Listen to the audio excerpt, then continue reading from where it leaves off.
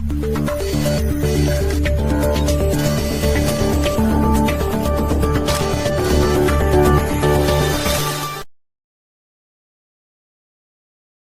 कर रहे हैं, अभी कोरोना वायरस चला हुआ है, अभी अस्मत जमील को आप लोगों ने सुना, तो प्लीज आप लोगों से ये मेहरबानी करते हैं कि आप लोग अपने अपने घर में सेफ रहिए।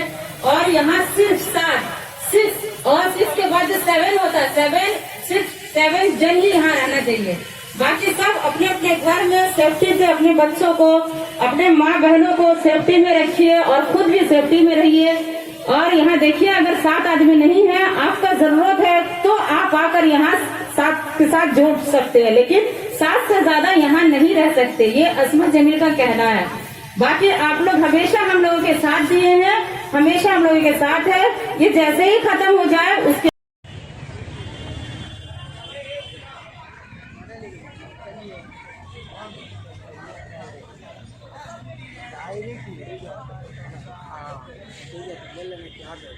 स्टूडेंट